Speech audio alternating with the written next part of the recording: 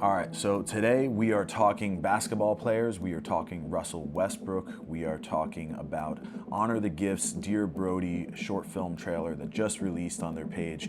This was directed by a good friend of mine, Dennis Williams II, and this was an awesome piece that we've gotten nothing but positive feedback from the likes of No Film School, Hype Beast, Boardroom, Ari themselves reposted it, which was a huge, amazing thing. I mean, any DP is like, whoa, how does that even happen? So I got some looks pulled up here in my computer that I want to go through, just give you a little bit of a breakdown of how we created this and what goes into it. So let's jump in. Right here we have the main pretty much interview piece that carries the entire trailer, if you will, and this is basically a father's letter to his son.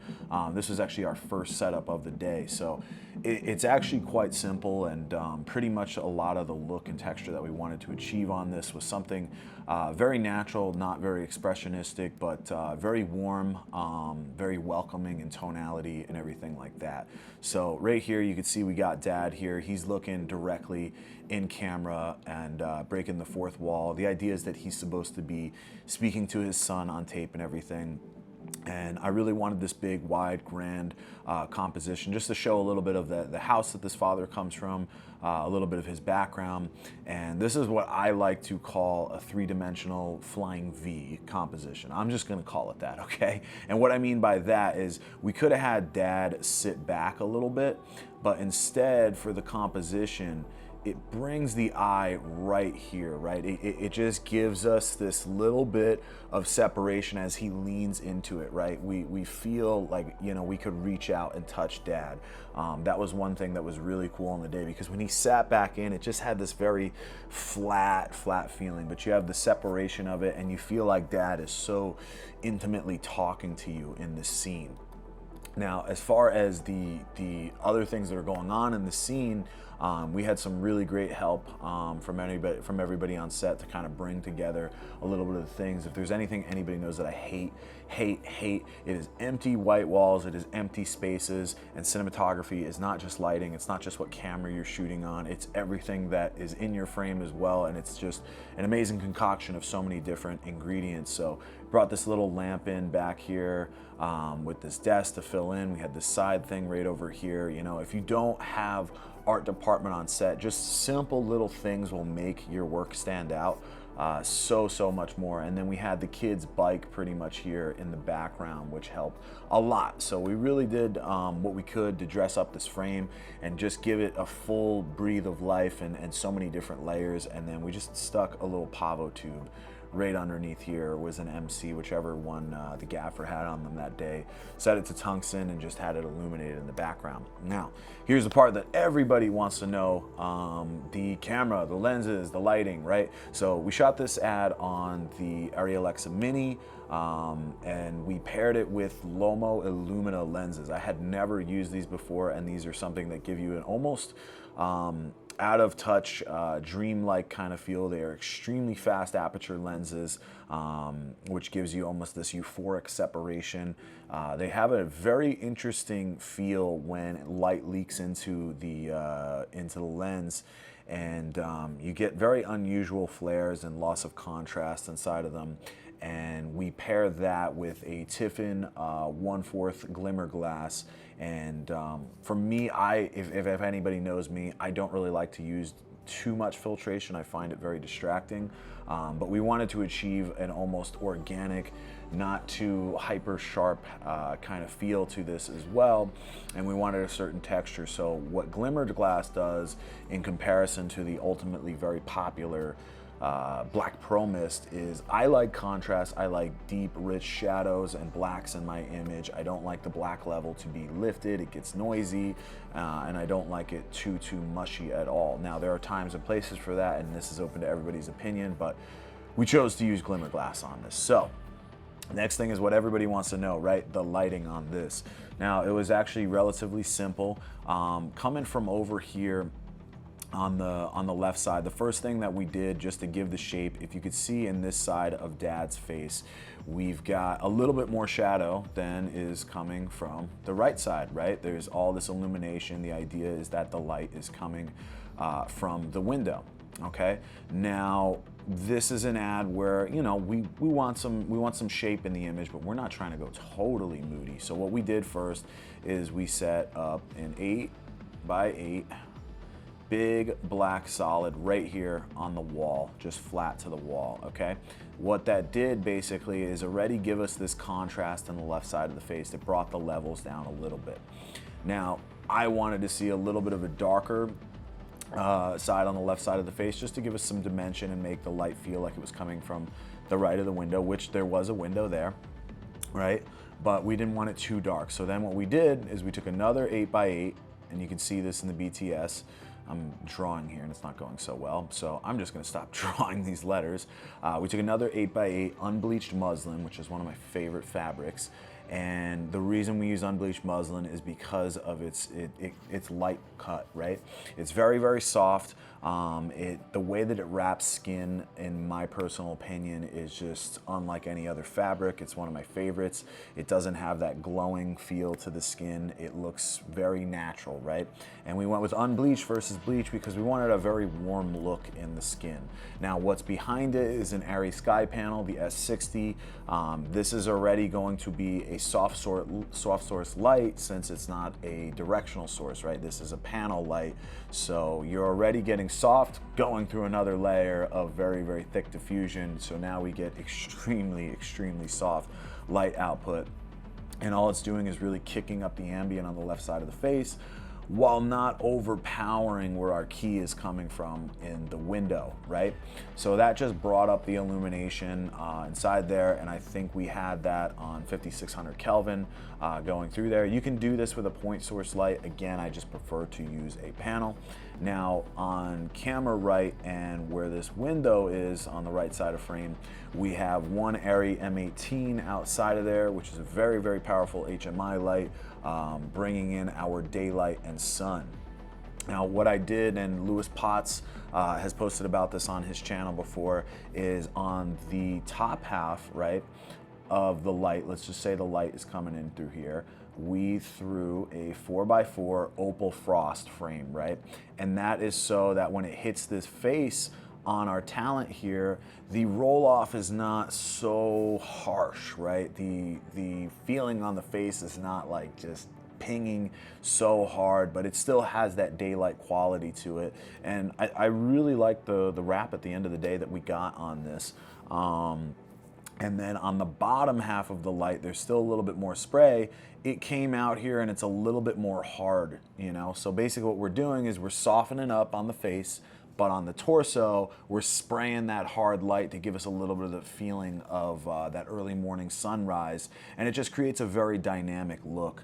Really like it, very, very popular in a lot of films. And again, Lewis Potts, thank you so much for this little tip on your channel. I really like it. So we executed that here, and this wouldn't have been possible at all without mentioning Easy and Valentine, our G&E crew with Oseku Lighting here in Los Angeles. They absolutely killed it throughout the entire day, so that's worth mentioning. But that's pretty much what you need to get this kind of look. So let's go on to the next one right over here. This one is of the superstar Russell Westbrook right over here, and I remember we had a scout, and we're looking at the place, and we're trying to obviously get it to the perfect time of day when we had to shoot the scene where we had the sun coming in from here to the back to Russell. But sometimes on any shoot, as you know, filmmaking is all about problem solving and troubleshooting, and you don't always get what you want, and you have to just roll with the punches and get it while it's good, right? So by the time we had to shoot this in the schedule, as there were so many different variables on this one, we just had to shoot it at high noon. That's all it was. So there wasn't much we could do, as the shot was very, very wide. But what we did do right over here, angled downward, and you can see it's hidden off camera right over here to the right of frame. There is just a 4x4 beadboard just bouncing right back into Russell's face, because the sun is right at a high angle and it's coming down. It's going to shoot into that beadboard return right back into the face, gives us a little fill. And also what helps here is the ridiculous, crazy dynamic range of the Alexa Mini.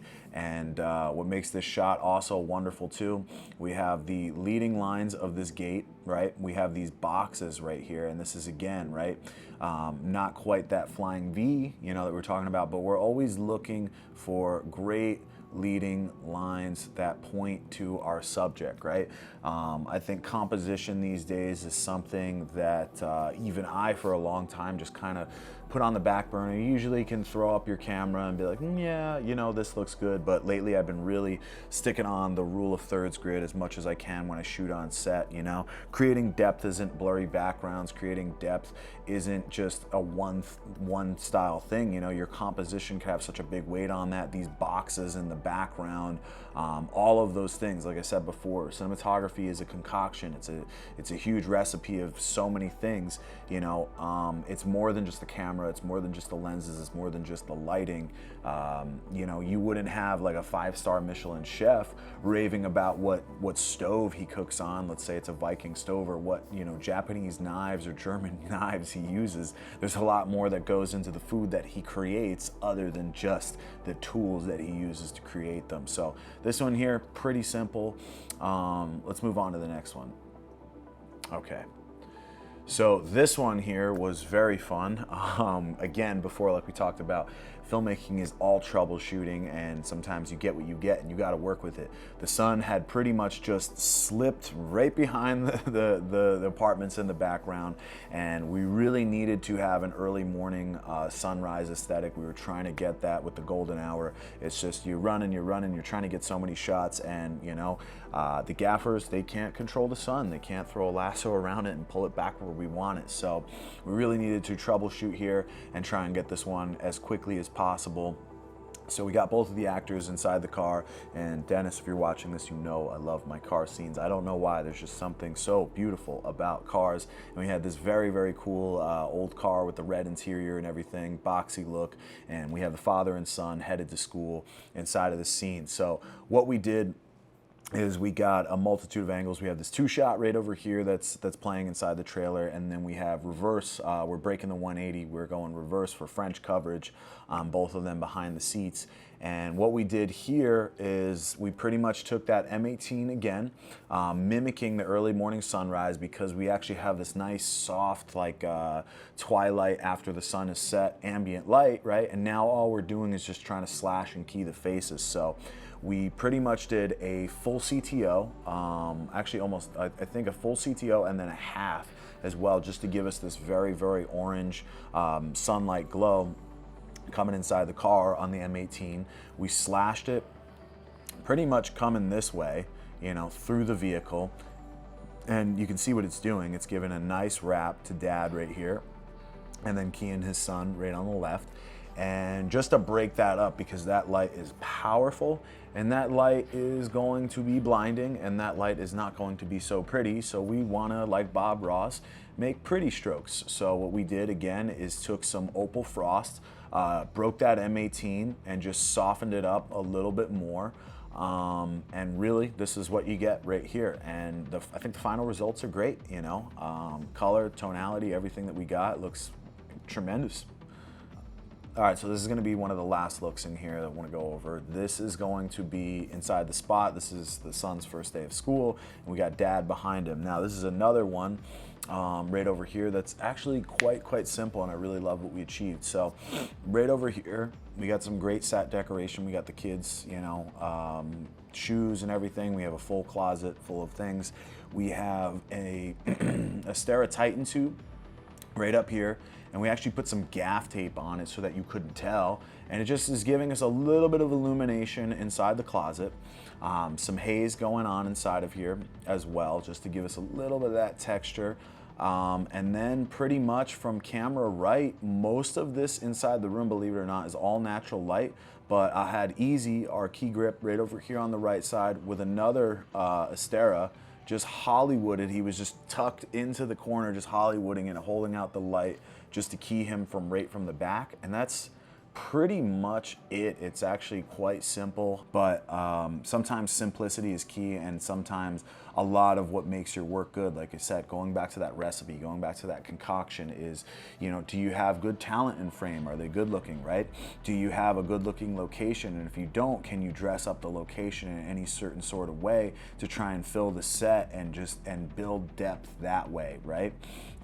There's so many things that we could do to achieve great photography, and for me, this is definitely a milestone piece in my career so far.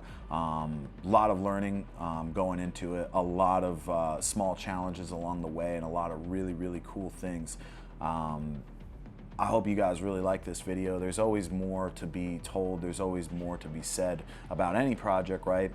For now, unfortunately, this is all I could share, as I only want to share what's inside the trailer. This is going to actually be a longer format short film that will come out, as I said before. So I hope you guys enjoyed this. Drop a comment down below. Let me know your thoughts on what you think about this. If you have any questions below. And last thing I got to say is thank you so much to the entire crew who was on this. Seriously, thank you to Dennis. Wouldn't be possible, wouldn't be on something this amazing without you, man. He's put so much trust into me since we've met, and we've done many, many projects, and this is definitely one of them where I felt a lot of pride and had a lot of really good people around saying great things. So that's all I got to say. Take care.